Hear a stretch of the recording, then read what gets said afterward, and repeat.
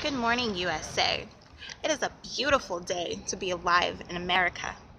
Mr. Donald J. Trump is the president-elect, and Barack Hussein Obama is now a lame duck. I'm standing here on the beautiful campus of UCLA, proudly and quite boldly wearing my new t-shirt, "Trump is my president," that I purchased from Infowars.com. Shout out to Alex Jones, one of the only people in media who tells the truth and who is waking people up all over the world. Now, speaking of the media, mainstream outlets like CNN, the New York Times, the Washington Post, etc. are extremely biased, in case you haven't noticed.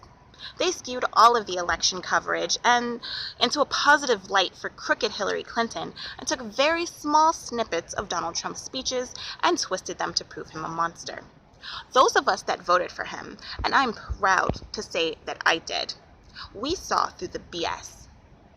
The reason most were blindsided by his win is because the crooked media refused to show the large crowds, refused to give the full story on his message, and refused to cover crooked Hillary's several transgressions. They poisoned minds all over America and threw everything they had against him. They used inflammatory language like misogynist, rapist, sexual predator, bigot, xenophobe, Islamophobe, any kind of phobe they could to make sure that at the end of the day, nobody would be left to vote for him. The media has divided this nation. Perhaps he needed to use his words more carefully, yes, but his message was this: we need to secure our borders. We need to revive the economy and keep our jobs here. Focus less on foreign nations and more on our own. Take good care of our people. And clean up the corruption in Washington. That is the message that we got behind. Washington is afraid of that message. They want to continue their crooked dealings and keep the public asleep to their quest for globalism. They don't want you to know that Saudi Arabia and Qatar are funding ISIS and the Hillary Clinton Foundation. They don't want you to know about Bill Clinton Inc. and how the Clinton Foundation is funneling donation money right back into their own pockets. They want you to forget that the money raised for Haiti did not go to Haitians. And they don't want you to care about some stupid emails that she deleted after receiving a federal subpoena. It's absolutely ridiculous. Oh, and they certainly don't want you to read what's actually in the emails.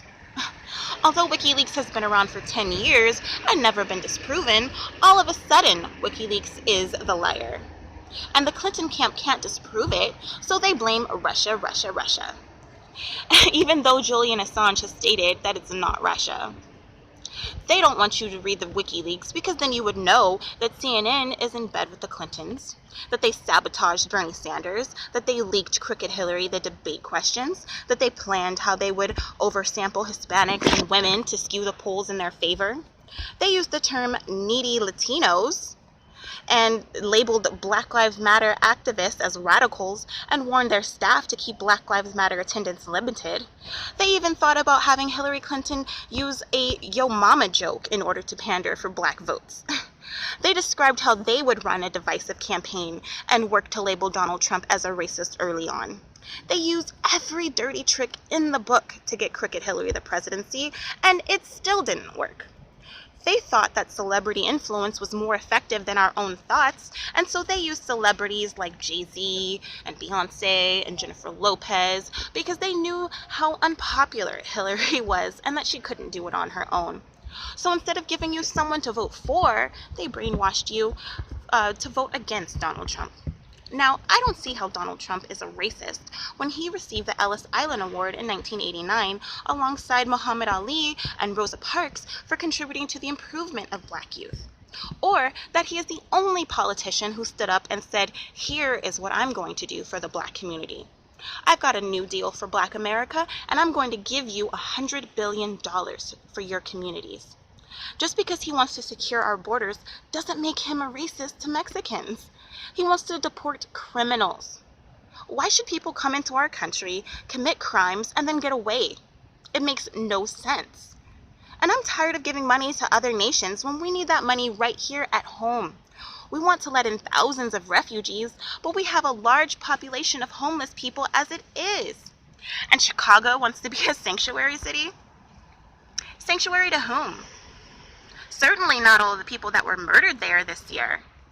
We're taking care of everyone but America. And damn it, it's time to put America first. That's why I voted for Donald J. Trump. And guess what? I'm not a racist white male. I am a mixed-race, UCLA-educated female, and I support Donald Trump, the soon-to-be 45th President of the United States.